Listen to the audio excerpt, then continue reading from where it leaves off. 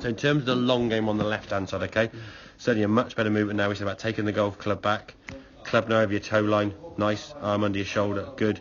So for this position now, if you were to sort of drop the golf club here, it's kind of landing there.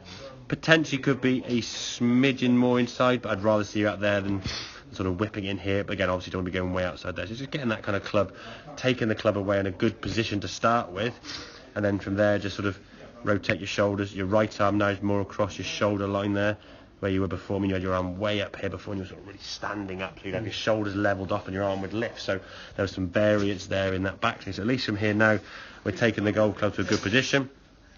Now as the club comes back down through your left arm there, okay? Good strike of the ball. Using those pink tee pegs. Now, yes, you clipped the inside pink tee peg there because you caught the ball slightly off the toe. So if you can practice with those two objects at home, whether it be sort of two tee pegs kind of there and just sort of swinging through that gate, at least you'll kind of get control of that club, not kind of pulling in. Your tendencies with this shot, with chip shots, even these pitch shots, is the arms and the hands want to pull into that pocket.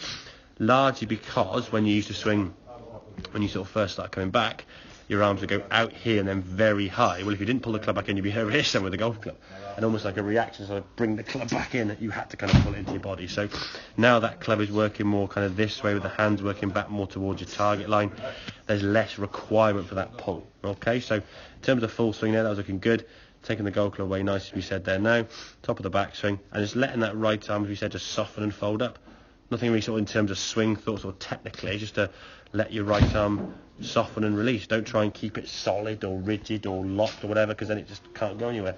I would actually practice some one arm swings, maybe using the two tee pegs there, where you just think, okay, I should stand with my right arm as much as your left is your strong throwing arm, just swinging back and just think, okay, where's that going to finish? And where you want to finish is where your left hand could reattach. If you're up here somewhere and you're like, oh, hang on a second, they don't meet, your right arm's not swinging good. Now in terms of the chipping, up to, as we said, about 30 yards, you play the ball sort of towards your back foot, only because if that's your front foot, there's your kind of full width for a pitching wedge, okay?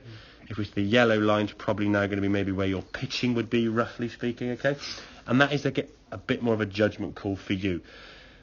Up to 30 yards, I would say a 15-yard carry, 15 yards roll with a wedge maybe, or a slightly less lofted club might roll, let's say 10 yards carry and then 20 yards roll, but up to about 30-ish yards, depending on the green surface and so on, you'll be playing this shot where everything now, as we said, is staying right of the golf ball. Your hands, your weight. Now don't move the weight in the swing. If you move yourself to target, you'll just get so steep on it, you'll have no club to hit the golf ball with, okay? So you're keeping your lower half nice and passive there, and it's more the sort of hands staying in front and dropping back on, so there's contact there now. Your hands are nicely in front, and when you played this shot, you finished there nicely, okay, but then sort of look towards target, your kind of head went, where's it gone? And you sort of turned through with the shot. That wasn't too bad, because obviously, you, at least for the majority of this shot here now, your shoulders are kind of working back and forth like so. Nice kind of strike of the golf ball there. Hands, as we said, at the impact position there, making a nice kind of straight line through the right shoulder, right elbow, hands, and the club head, yeah? So everything now is in line in a good position, okay? As you go to pitch shot, whereas this swing was, I don't know, if you look at a clock face, if that's kind of 6 o'clock, you're maybe 4-ish, I suppose.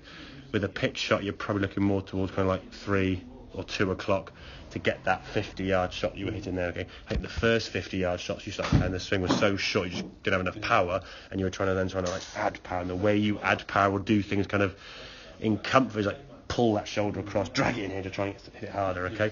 We can eliminate the need to do that, I think you find it a lot better. But if you can just sort of hit chip shots now, at least know if I swing here to here, it's going to go somewhere within 15-ish yards, might go 10, might go 20, but it's going to be somewhere in that 15-yard kind of radius, not going to be, oh, it might go 5 yards about the ground around the ball, or it might be going 40 yards across the back of the green because I just thinned it, okay? But never try and get under a ball.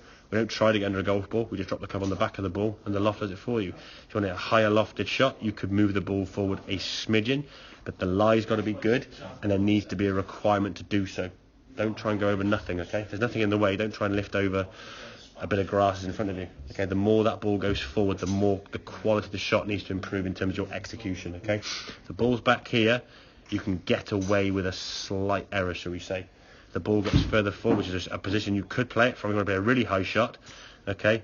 Your execution's got to be perfect, and the lie's got to be bloody good. Otherwise, you're just saying, it's across the green like a rocket. Yeah. All right, make sense? Yeah. Good stuff. Well done, mate. Very, very good.